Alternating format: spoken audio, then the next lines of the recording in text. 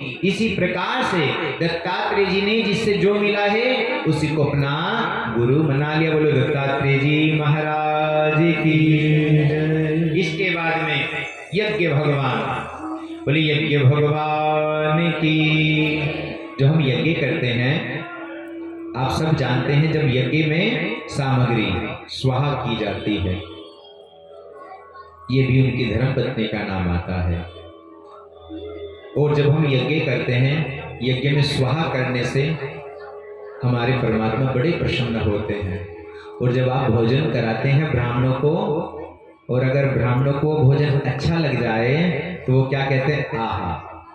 तो इसलिए ब्राह्मणों से मुखमासीर, कि ब्राह्मणों के मुख में दिया हुआ भोजन वो भी साक्षात भगवान प्राप्त करते हैं, और यज्ञ में दी हुई सामग्री वो भी भगवान साक्षात प्राप्त कर लेते हैं। इसलिए ब्राह्मणों के मुख से आहा निकल जाए तो आनंद आ गया है, और यज्ञ में स्वाहा निकल जाए तो हमारा यज्ञ सफल हो गया है। बोले यज्ञ भगवान की। आठवें रूप में ऋषभ भगवान आए हैं। ये राजा नाभि के यहाँ कोई संतान नहीं थी, भगवान नारायण की तपस्या की है, और फल के स्वरूप ये ऋषभ देव प्रकट हुए हैं। बोले ऋषभ देव भगवान की। पुनः इसके बाद नवा पृथु भगवान आए। बोले पृथु भगवान की। 10वां अवतार है मृत से, एक मछली के रूप में, मछली के रूप में यहाँ पर आए हैं। और ये मछली दिन प्रतिदिन इतनी बड़ी हो जाती थी कि 7 दिन में इन्होंने एक राजा को बता दिया कि 7 दिन में प्रलय आने वाली है। तो भगवान ने ही मृत्स्य अवतार लिया। बोलो मृत्स्य अवतार की। 11वां अवतार कच्छप अवतार है। जब समुद्र मंथन के दौरान, तो बोले कच्छप अवतार की। समुद्र मंथन के उपरांत एक और धनवंतरी अवतार भी हो। बोलो धनवंतरी अवतार की। फिर वहां पर भगवान ही मोहिनी के रूप में आए हैं। बोलो मोहिनी अवतार की। अपने भक्त की रक्षा करने के लिए प्रभु ने नरसिंह का रूप लिया है। आप सब जानते हैं, कल वो कथा भी आप श्रवण करेंगे। बोले नरसिंह भगवान की जय। बोलो वामन भगवान की जय। कल भगवान वामन जी भी आगमन हो जाएगा, हमारे वामन जी का, जिन्होंने 3 पग भूमि में पृथ्वी पाताल ब्रह्मांड सबको नाप लिया था। ऐसे हमारे भगवान वामन जी कल आगमन होगा उनका। बोले वामन भगवान की जय। हयग्रीव भगवान की जय। श्री हरि भगवान की जय। जब गजेंद्र की भगवान नारायण ने रक्षा की थी, गजेंद्र ने क्या किया था, पहले तो सोचा, हम सब यही सोचते हैं कि हमारा परिवार हमको बचा लेगा। जब परिवार सब छोड़ देता है तब केवल एक हरि हैं जो हमें बचाने के लिए आते हैं। एक सुंड में भगवान को कमल पुष्प अर्पण किया, प्रभु केवल आप ही मेरे रक्षक हैं, आप मेरी रक्षा करेंगे। तो भगवान श्री हरि वहां पर तुरंत दौड़े चले आए। गरुड़ की भी उनको जो कि चलने की सीमा है वो भी हल्की लगी है। तो प्रभु आज बड़े जोर से दौड़े दौड़े आए और अपने भक्त की रक्षा की। बोले हरि भगवान की जय। परशुराम भगवान की जय। 19वां वेद व्यास जी के रूप में है। बोले वेद व्यास जी भगवान की। 20वां अवतार हंस के रूप, बोलो हंस अवतार की जय। 21वां अवतार है हमारे श्री राम भगवान का। बोलो श्री राम भगवान की जय। अब आप कहीं पंडित जी, आपने सबके सब अवतारों के तो बड़े आराम से जयकारे लगवाए हैं, लेकिन श्री राम जी का इतने हर्ष उल्लास के साथ में क्यों लगवा रहे हैं? एक बार जोर से बोले सियापति रामचंद्र भगवान की। आप सब जानते हैं कि जिसके लिए कई सौ साल से संग्राम छिड़ा था, युद्ध छिड़ा था, हमारे प्रभु के टेंट में, जिस प्रकार से हम एक सुंदर सा टेंट, हमारे लिए तो बहुत सुंदर है, और इसका नाम हमारे सुखदेव जी महाराज कुंज गली भी रख कर गए थे। ये तो साक्षात भगवान की नगरी है। हमारे लला जी कहाँ एक टेंट में रहते थे। आज राम जी की कृपा इतनी सुंदर 22 तारीख में हमारे श्री राम भगवान विराजमान होने के लिए जा रहे हैं और हम सबको भी ये हर्ष की बात है, उत्सव मनाना चाहिए। अब आप बताइए, हमारे प्रभु तो एक टेंट में रहते थे, लेकिन हमारे माननीय श्री मोदी जी का आगमन हुआ है और उनका आगमन होने के बाद में धीरे धीरे सब सीधा होता चला गया। जब भी उसका फैसला सुनाने की बारी आती थी तो अनेकों अनेक मिलिट्री फोर्स, पुलिस इत्यादि सब घर घर के बाहर लग जाते थे।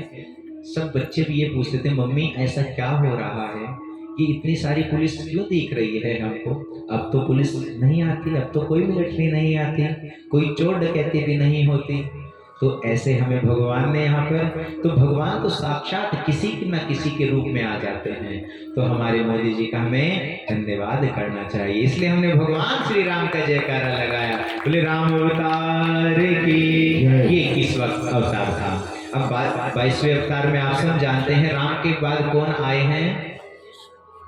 बहुत सुंदर, हमारी माताएं बड़ी समझदार हैं, भगवान कृष्ण का प्राकट्य हुआ है। बोलो कृष्णचंद्र भगवान की। भगवान कृष्ण यहाँ पर भी परसों आ जाएंगे, राम जी भी आ जाएंगे और भगवान कृष्ण भी यहाँ पर आ जाएंगे हमारे पास में। 23वां अवतार बुद्ध भगवान का हुआ है। जितने भी हमारे जैन समाज के हैं वो सभी उनको बड़ी श्रद्धा भाव से उनकी पूजा करते हैं। तो 23वां अवतार हुआ है बुद्ध अवतार की। और 24वां अवतार अभी नहीं हुआ है, अभी होना शेष है। जब कलयुग अपनी चरम सीमा पर आ जाएगा, अभी तो केवल 5 साढ़े 5 हजार वर्ष ही बीते हैं, कई लाख का भी कलयुग है। तो जब अपनी चरम सीमा पर आ जाएगा, जिस तुलसी पत्र को आप झुककर तोड़ते हैं, जब आप उस पर सीढ़ी लगाकर तोड़ेंगे, आपस में जब खाने को कुछ नहीं होगा, सब जगह बिल्डिंग बड़ी बड़ी कोठी खड़ी हो जाएगी, अन्न कहीं से नहीं जब उत्पन्न होगा तो आपस में कट कट कर मरेंगे, तब भगवान 24वें कल के रूप में अवतार लेंगे। बोले कल की अवतार की। अब यहाँ पर कल की भगवान का अवतार होगा, ये कहाँ पर होगा? कल की अवतार भगवान विष्णु कल्कि के रूप में कलयुग में यहाँ पर उत्तर प्रदेश के मुरादाबाद, हमारे से ज्यादा दूर नहीं है लेकिन हम देखने के लिए जीवित नहीं रहने वाले, मुरादाबाद में के जिले में शंभर स्थान पर विष्णु यश नामक तपस्वी ब्राह्मण के घर में प्रभु जन्म लेंगे। बोले कल की भगवान की जय, बिहारी लाल की जय जय श्री राम। अब तो राधे राधे बोले उमरिया गीत चले, अब तो राधे राधे बोले उमरिया गीत चले, गीत चले उमरिया गीत चले, गीत चली उमरिया गीत चली। आप लोगों की आवाज बहुत कम है, ताली की आवाज भी बहुत कम है, थोड़ा थोड़ा हाथों को उठा ले और ताली सेवा करते हुए भगवान के चरणों में। अब तो राधे राधे बोले उमरिया गीत चले,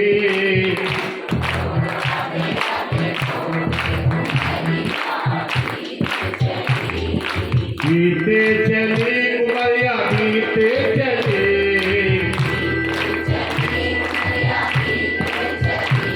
हाँ अब तो राधे राधे बोले उमरिया गीत चले, अब तो राधे राधे बोले उमरिया गीत चले। जय हो।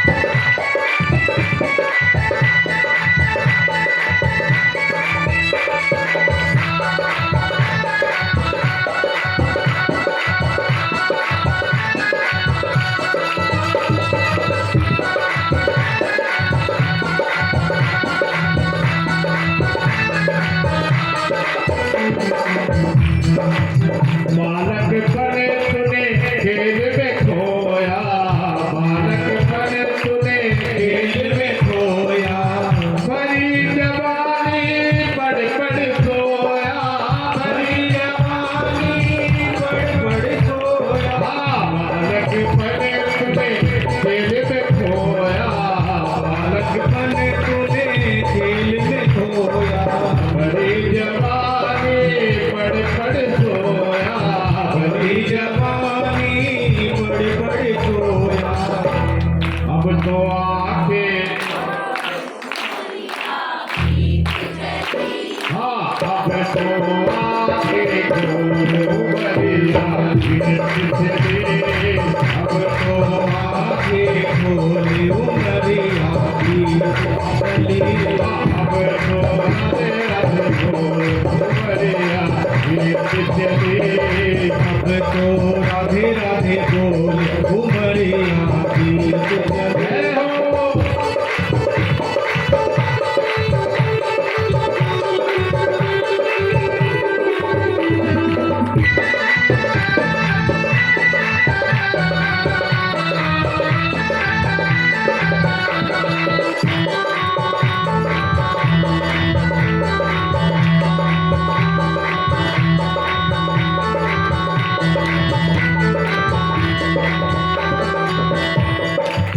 सारी उम्र तूने माया जोड़ी, सारी उम्र तूने माया जोड़ी, सारी उम्र तूने माया जोड़ी, सारी उम्र तूने माया जोड़ी, दान करी नहीं एक भी जोड़ी, दान करी नहीं एक भी जोड़ी, सारी उम्र तूने माया जोड़ी, सारी उम्र तूने माया जोड़ी, दान करी नहीं एक भी जोड़ी, दान करी नहीं एक भी जोड़ी। अब तो बटेवा पीछे वालों की आवाज कमजोर है।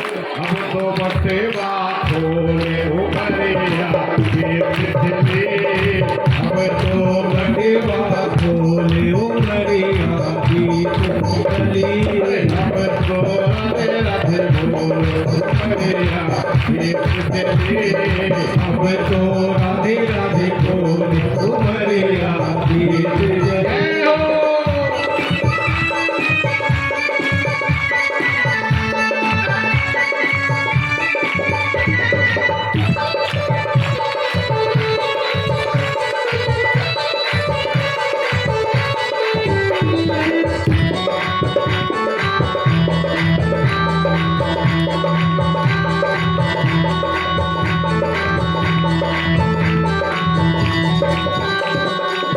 चार मंजिली तेरी बनी रे हवेली, चार मंजिली तेरी बनी रे हवेली, हवादारी तूने खिड़की खोली, हवादार तूने खिड़की खोली, चार मंजिली तेरी बनी रे हवेली, सारे भवन तेरी बनी रे हवेली, हवादारी तूने खिड़की खोली, हवादार तूने खिड़की खोली।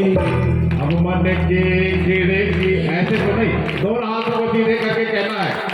जिसके हाथ में कोई ऐसे कहते भी है, जिसके हाथ जितने ऊपर होंगे वो उतनी जल्दी ऊपर जाएगा तरक्की में जाएगा। दोनों हाथों को सीधे करते हुए अब मन की खिड़की खोल उमरिया बीत चली, मन की खिड़की खोल उमरिया बीत चली, अब तो राधे राधे बोल उमरिया बीत चली, अब तो राधे राधे बोले उमरिया बीत चली, अब तो राधे राधे बोल उमरिया बीत चली, अब तो राधे राधे बोले उमरिया बीत चली।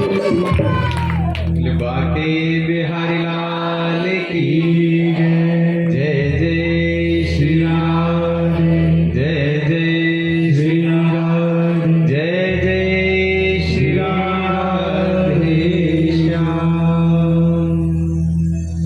व्यास जी महाराज ने श्रीमद् भागवत लिख दी है।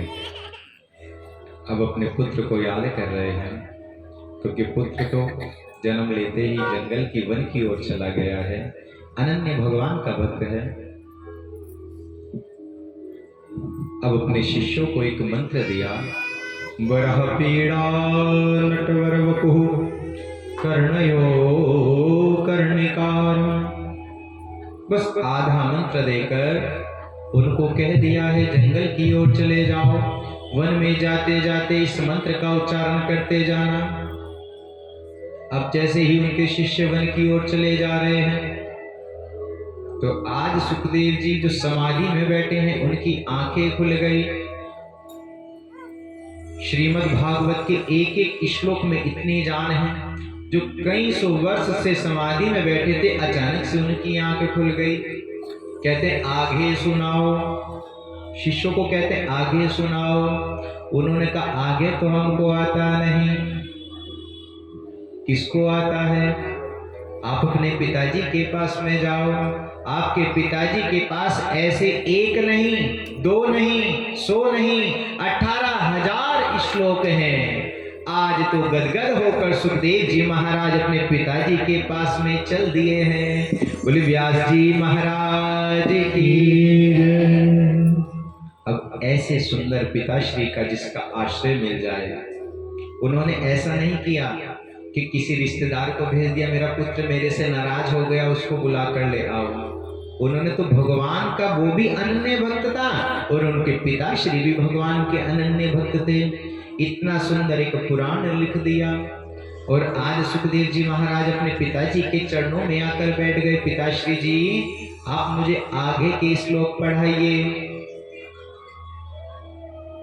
अब पिताश्री व्यास जी महाराज गदगद हो गए कि मैं तुम्हें एक क्या, मैं तो तुम्हें सारे के सारे श्लोक तुम्हारे सामने रख देता हूं। सुखदेव जी महाराज ने श्रीमद् भागवत उनके समक्ष आज वो सुखदेव जी महाराज उसका अध्ययन कर रहे हैं। सारी की सारी श्रीमद् भागवत उन्होंने आज अपने कंठ में अंदर उतार ली है। अंतर आत्मा में आप सब कथा को श्रवण करते हैं, क्या आप सब इस कथा पर अमल भी करते हैं?